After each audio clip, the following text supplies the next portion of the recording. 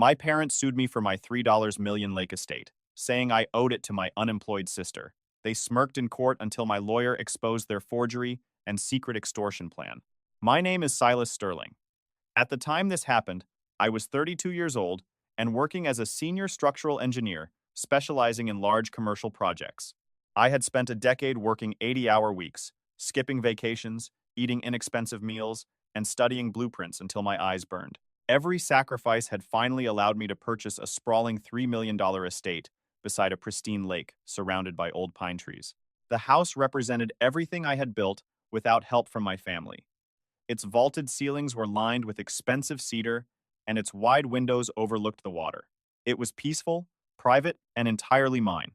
That was why the tension in my living room felt so unbearable when my parents, Harlan and Beatrix, sat on my custom leather sofa, drinking my vintage wine as though they owned the place. Beside them was my 28-year-old sister, Maeve. Maeve was chronically unemployed. She called herself a life coach, a podcaster, and a content creator, although none of those activities produced enough income to support her. In reality, she survived almost entirely on money from our parents. That afternoon, she wandered around my living room with her phone attached to a ring light, filming the panoramic view for her 300 followers, and behaving as though she had already moved in. My father cleared his throat.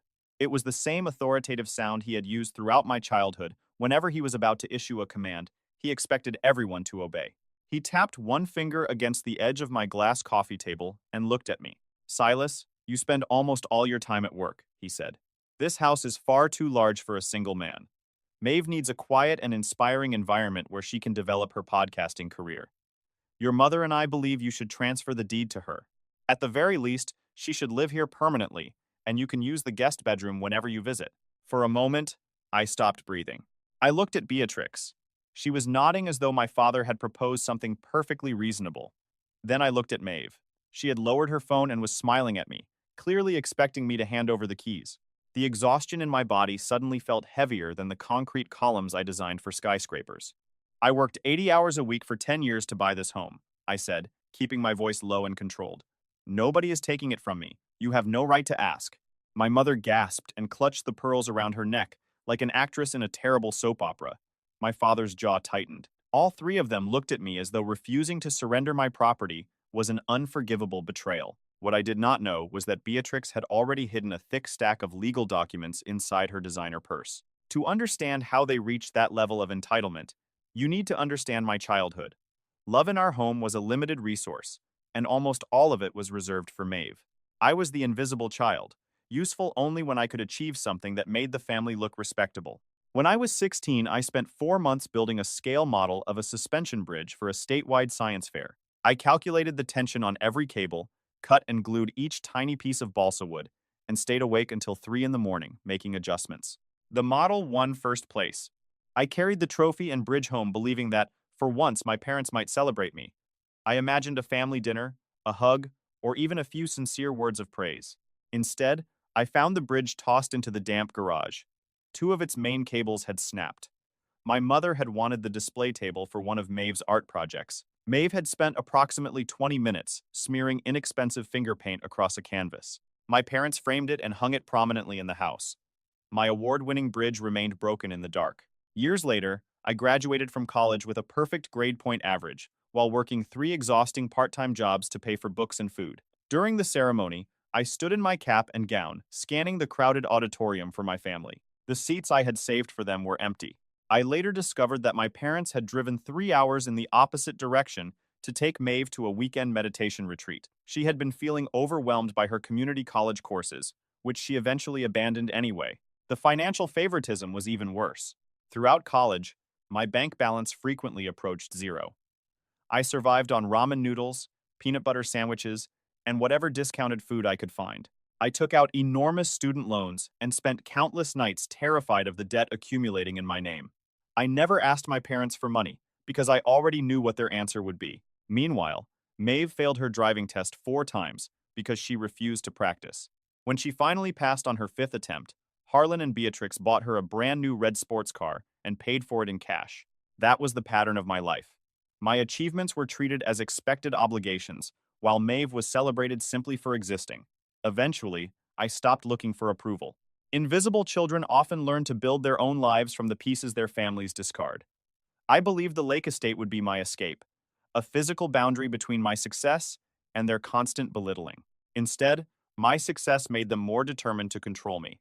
The situation became dangerous the following day.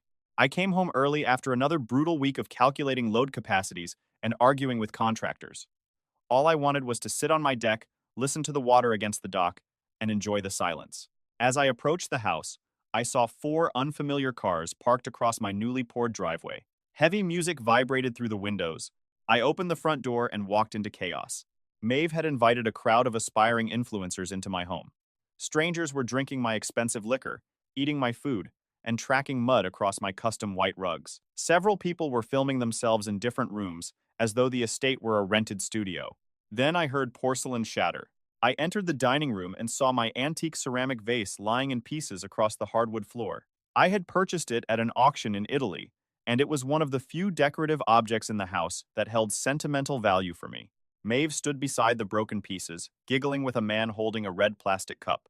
"Get out," I said. I did not yell. My voice came out as a low growl that cut through the music. The entire room went silent. Maeve rolled her eyes and crossed her arms. "Oh my God, Silas. Relax. It's only a vase. We're creating content. You're being selfish. Family is supposed to share its blessings." I did not waste time arguing. I grabbed the man with the cup by his shirt collar and pushed him toward the entrance. "Get out of my house before I call the police and have every one of you arrested for trespassing." The threat worked. Within 3 minutes, the house was empty except for Maeve and me. She screamed that I was a monster and a cold-hearted corporate sellout who cared more about possessions than people. Before I could respond, my phone rang. It was Beatrix. I answered on speaker. "Silas, how could you do this?" my mother wailed. "You are destroying your sister's mental health. She only wanted to show her friends her new environment. You have traumatized her." I ended the call without saying anything and pointed toward the door. Maeve grabbed her designer bag, stomped across the room, and slammed the heavy oak door hard enough to shake the walls. I spent the next 2 hours cleaning the damage. I scrubbed wine from the rug, collected abandoned cups and plates, and carefully swept the fragments of my Italian vase from the floor. Then I entered the guest bedroom Maeve had briefly claimed as her own. A crumpled sheet of paper rested on the nightstand. I almost threw it away, but something about the printed headings caught my attention. I flattened it and realized it was a partially completed application for a small business loan. Maeve was attempting to obtain a large amount of financing for a podcast production company. On the line, asking for collateral, she had written the exact address of my lake estate. Along the margin, she had repeatedly practiced forging my signature. My blood turned cold. Her entitlement was no longer merely irritating. She had taken the first steps toward committing fraud and using my home as security for her debt. Whether the application would ever have been approved was irrelevant. She had been willing to steal from me. I photographed every page, placed the original document in a protective folder, and called Gideon, my attorney. It was time to prepare for war. The formal declaration arrived quietly on a Tuesday morning. I was drinking black coffee at my kitchen island when a courier handed me a certified envelope. Inside was a lawsuit filed by Harlan and Beatrix Sterling. Their claim was unjust enrichment. They argued that because they had supposedly provided me with the emotional and foundational support of a loving childhood home, they were legally entitled to 50% of my lake estate. According to their complaint, my professional success was the direct result of their parenting. Therefore, they believed my assets should be considered family assets. I read the documents 3 times. I did not panic or cry. A cold sense of clarity settled over me. Any remaining guilt, and any lingering hope that my family might someday change, disappeared at that kitchen island. I called the best private security firm in the city. Within 4 hours, technicians were working across the property. Every traditional lock was replaced with a biometric fingerprint scanner. They installed a perimeter alarm, reinforced the gate, and positioned 360-degree night vision cameras around the estate. Nobody would come within 50 feet of my house without being recorded. As the technicians were leaving, Harlan called. I answered and activated the recording function on my phone. "Silas," he began in the smooth, patronizing voice he used to manipulate employees, "I assume you received the paperwork. We don't want to make this a public spectacle. The situation can disappear quietly. Sign the deed over and give Maeve the security she needs. We will withdraw the lawsuit immediately, and we can return to being a happy family." I stared through the window at the dark, calm water. "I'll see you in court, Harlan." Silence filled the line. It was the first time in 32 years that I had addressed my father by his first name. That single word shattered the illusion of authority he had maintained over me. You ungrateful, arrogant little. I disconnected the call and blocked his number. They believed a legal threat would frighten me into surrendering. They assumed the possibility of public scandal would make me fold. What they had forgotten was that my entire career involved analyzing complex structures, locating their weakest points, and determining how much pressure would make them collapse. I knew exactly where the cracks in my family's story were.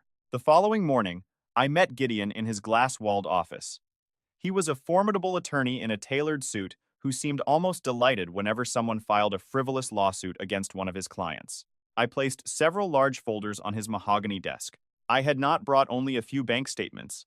I had brought a fortress of evidence. When you grow up knowing your family will never protect you, you learn to protect yourself. Beginning the week I turned 18, I had documented every financial interaction with my parents. I saved emails in which they refused to help me purchase textbooks. I archived messages telling me to become independent while simultaneously bragging about buying Maeve another computer, paying her rent, or funding her latest idea. Gideon studied my spreadsheets and reviewed the financial records we had legally obtained. He tapped figures into a calculator, then leaned back with a sharp smile. The stupidity of their claim is almost impressive, he said. The evidence shows that your parents gave Maeve approximately $250,000 over the last 10 years. That includes rent for 5 apartments she abandoned, 3 failed businesses, 2 vehicles, and several overseas vacations they classified as necessary for her mental health. He slid a much thinner folder toward me. This contains the total financial support they gave you after high school. I opened it. It was empty. The total was $0. Their entire lawsuit depended on the claim that they had invested in my success. But every record showed the opposite. They had deliberately withheld assistance from me while financing Maeve's lifestyle. Gideon told me we would not merely seek dismissal. We would countersue for legal costs and request sanctions for malicious litigation. For the first time since opening the certified envelope, I felt the pressure in my chest begin to ease. Their emotional manipulation had always been difficult to fight because it depended on guilt and distorted memories. Mathematics was different. Bank statements did not cry, exaggerate, or rewrite history. I had proof. Unfortunately, my family had no intention of waiting for the courtroom. As I drove home, notifications began exploding across my phone. I pulled over and discovered that Maeve had released a podcast episode titled Surviving Toxic Siblings and Financial Abuse. In the video, she sat without makeup, looking pale and distressed. Tears streamed down her face as she stared into the camera. My own brother is a millionaire, and he is trying to leave our elderly parents homeless, she said into the expensive microphone they had purchased for her. He is using his wealth to crush us legally, because I asked for a small space where I could create art. Money changes people. It turns them into cold and soulless monsters. Please send positive energy to my family during this terrible time. Her followers flooded the comments. Strangers who knew nothing about me called me a psychopath, a greedy capitalist, and a terrible son. Internet insults did not frighten me, but the professional consequences did. An hour later, one of my largest commercial clients called. He was developing a $50 million hotel project that I had been selected to lead. I'm seeing disturbing allegations about you evicting your family, he said. Our company values ethical conduct. We may need to pause contract negotiations until this public relations problem is resolved. The call felt like a physical blow. My family was using Maeve's online performance to damage my career before the trial began. They wanted to cut off my income, isolate me, and force me to surrender the estate in exchange for stopping the attacks. I sat at my kitchen island rubbing my temples when another call arrived. The number belonged to Aunt Astrid, my mother's older sister. I had not spoken to her in 5 years. I answered, expecting another relative to demand that I give Maeve the house. Silas, Astrid said calmly. I saw the ridiculous video your sister posted. I know exactly what Beatrix is doing. She has behaved this way since we were children. You believe me? I know the truth, and I have something that may help you bury them. I'm forwarding an email thread now. Beatrix sent the messages to me several months ago, shortly after you purchased the estate. My computer chimed. The forwarded thread contained a series of conversations between Beatrix and Astrid. I read them slowly as my heart began pounding. My mother had described the entire plan in writing. She admitted that she knew I would never voluntarily give the estate to Maeve. She explained that she and Harlan intended to file a lawsuit with little legal merit, force me to spend enormous amounts defending myself, and drain my savings until I agreed to a settlement. She mocked my engineering career as boring and soulless. She wrote that the money I earned would be better used to finance Maeve's supposed artistic genius. The emails were direct evidence of malicious intent. "Thank you," I whispered. "Burn them to the ground, Silas," Astrid replied before ending the call. The mandatory mediation session was scheduled 2 weeks before trial. It was the court's final attempt to resolve the dispute privately. I entered a sterile conference room at the downtown legal center and found Harlan, Beatrix, and their attorney waiting.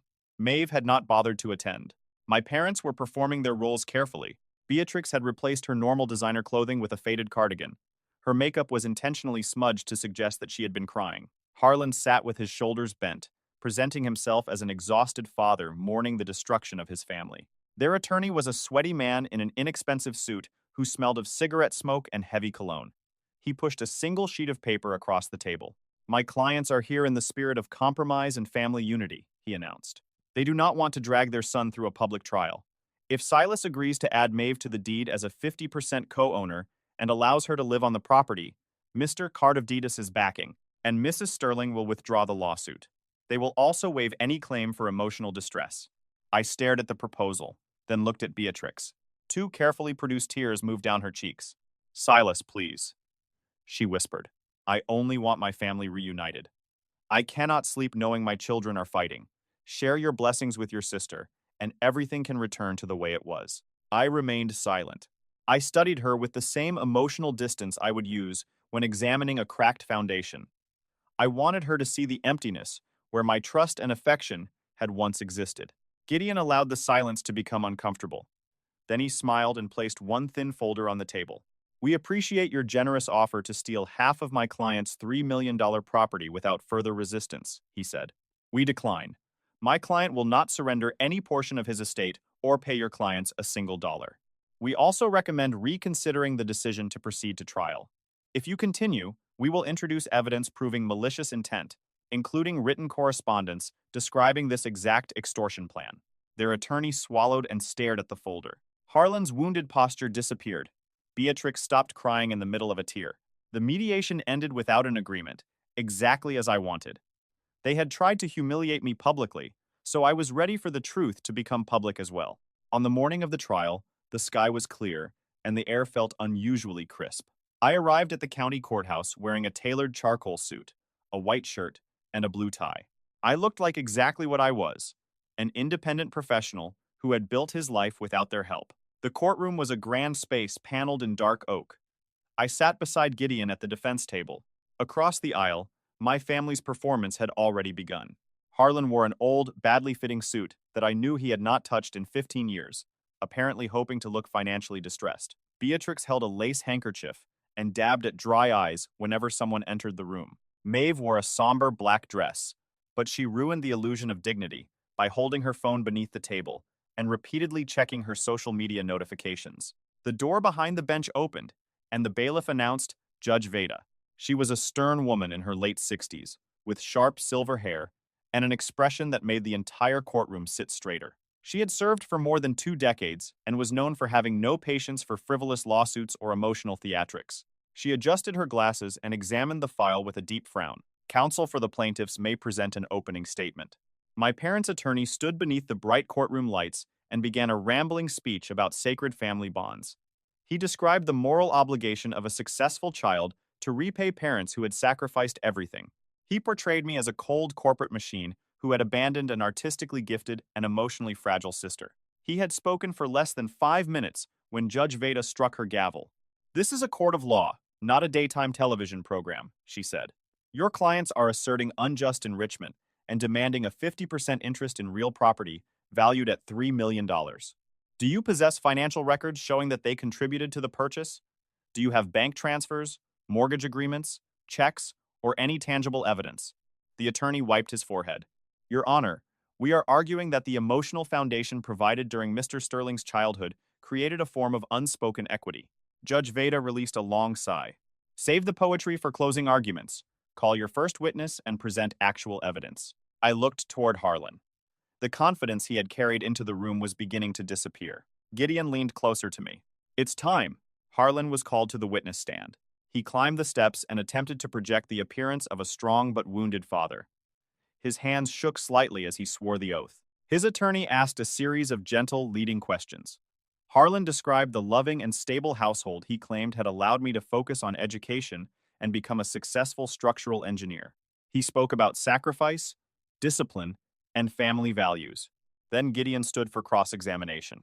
He buttoned his jacket, walked calmly to the podium, and opened a thick file.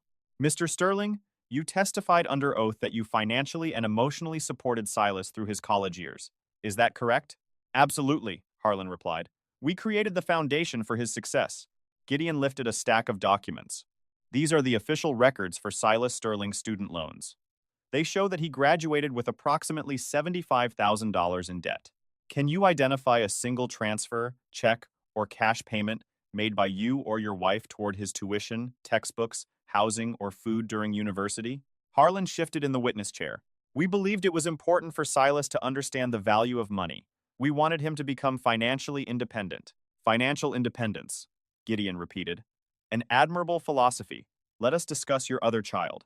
He lifted a heavy binder and placed it on the podium. The sound caused Beatrix to flinch. We subpoenaed your financial records. During the same 10-year period in which you gave Silas $0 to teach him independence, you transferred approximately $250,000 to Maeve.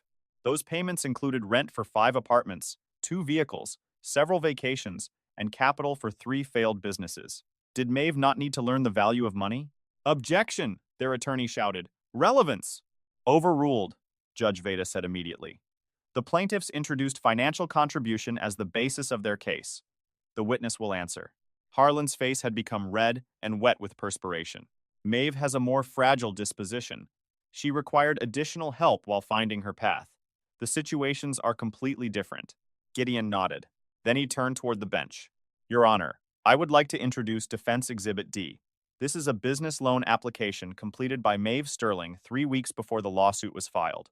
On the application, she listed my client's lake estate as collateral, despite having no ownership interest in the property.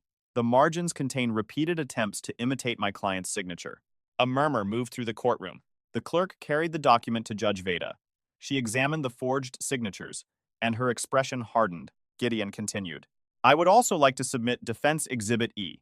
These are emails written by Beatrix Sterling to her sister, Astrid. In those messages, Mrs. Sterling explicitly states that the lawsuit was not intended to resolve a legitimate legal claim. She describes a plan to drain my client's savings through litigation until he is forced to transfer the property to Maeve. The courtroom fell silent. I looked across the aisle. My mother's mouth had dropped open. She understood that Astrid had given us the evidence Beatrix never imagined would be exposed. Maeve finally lowered her phone. Panic replaced the contempt on her face. The foundation of their case had collapsed. Harlan stumbled from the witness stand after Gideon completed his questioning. Their attorney declined to call Beatrix or Maeve. He clearly understood that placing either of them under oath would expose even more lies and possibly create grounds for perjury charges. Judge Veda did not take a recess. She organized the exhibits on her desk, removed her glasses, and looked directly at my parents. I have served on this bench for 22 years, she began, and I have rarely witnessed such a blatant abuse of the judicial process. Mr. and Mrs. Sterling, you attempted to use the law as a weapon to extort your own son. You presented no evidence that you contributed financially to the property. Instead, the defense has shown that you withheld support from him while aggressively financing the lifestyle of your adult daughter. Beatrix released a dramatic whimper, but the judge ignored her. The law does not exist to enforce toxic family dynamics. It does not require a successful adult child to compensate for parental favoritism or failures. Your unjust enrichment claim is frivolous, baseless, and insulting to this court. For the first time in years, I felt as though I could breathe fully. The court rules entirely in favor of the defendant, Silas Sterling. The plaintiff's complaint is dismissed with prejudice. You may never bring this claim again. Judge Veda began writing on the order.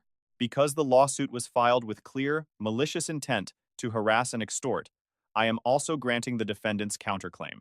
The plaintiffs are ordered to pay 100% of the defendant's legal fees. Harlan gripped the edge of the table until his knuckles turned white. The judge continued. In addition, Harlan and Beatrix Sterling are sanctioned $10,000 for wasting the court's time through frivolous litigation. The sanction is payable directly to the defendant within 30 days. Failure to pay may result in garnishment of bank accounts or retirement funds. She struck the gavel. Court is adjourned. It was over.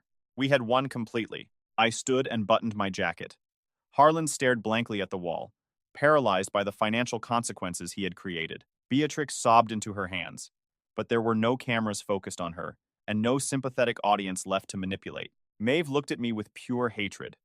She finally understood that the family member she had treated as an unlimited source of money had permanently closed the account. I did not gloat or speak to them.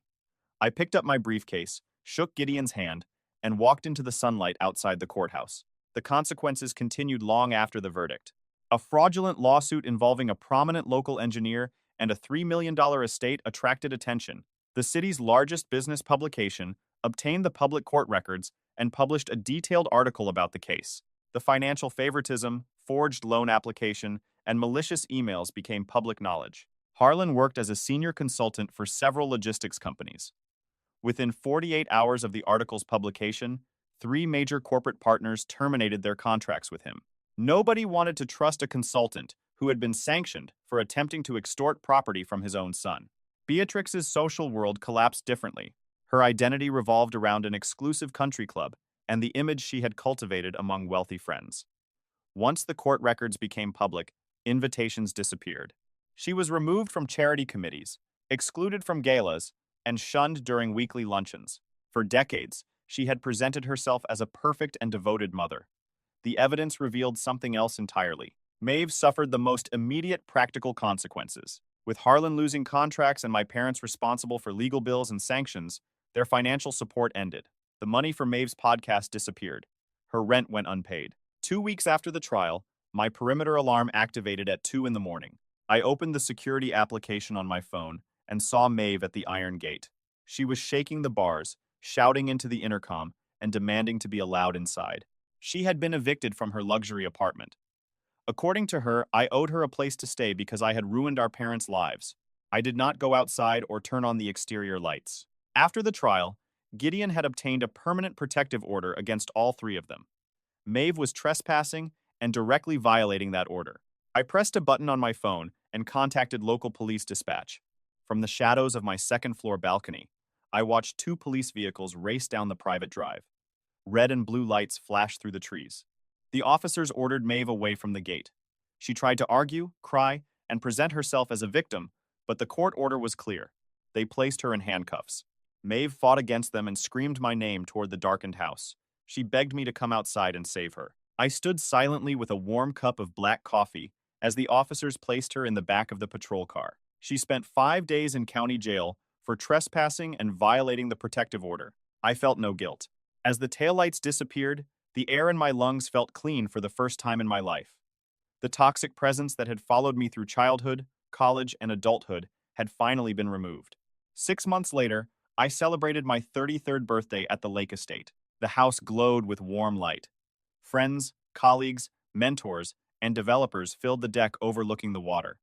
They were people who respected my work and had demonstrated loyalty through their actions. Only one guest shared my blood, Aunt Astrid. She sat beside the outdoor fire pit, laughing with friends and drinking a glass of red wine. Gideon stood near the railing with a craft beer. From across the deck, he lifted the bottle in a silent toast. The estate finally felt like a home rather than a fortress under attack. The $3 million I had paid for the property seemed insignificant compared with the peace I experienced every time I walked through the front door. My career was thriving, and bonuses from new engineering projects allowed me to pay down a large portion of the mortgage. Without my family's constant pressure, my mind was clearer and my life felt lighter. Harlan, Beatrix, and Maeve remained completely blocked. The legal boundaries were absolute. Through mutual acquaintances, I heard that Maeve had taken a minimum wage retail job.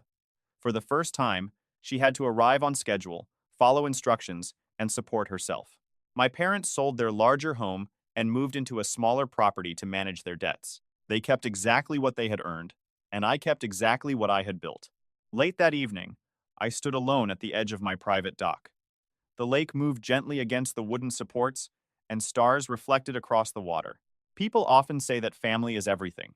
They insist that blood is thicker than water and that we must forgive relatives regardless of how badly they treat us. I learned that shared DNA does not create a family. Respect, love, loyalty, and mutual support create a family. When the people who gave you life see you only as a tool, an automatic teller machine, or a scapegoat responsible for carrying their failures, you do not owe them unlimited access to your success. Sometimes the greatest act of self-respect is walking away from the people who were supposed to love you, closing the door, and refusing to let them enter again. My parents and sister tried to steal my home, destroy my career, and use the court system to force me back into the role they had assigned me. Instead, I defended what I built and watched their empire of manipulation collapse beneath the weight of its own lies. Some people might believe I was too harsh when I allowed the police to take Maeve away. I believe it was the first real consequence she had faced after a lifetime of being protected from reality. I did not destroy my family. I simply stopped allowing them to destroy me. The best revenge was never the verdict, the sanctions, or the public humiliation. The best revenge was the peaceful life waiting behind a door they could never open again.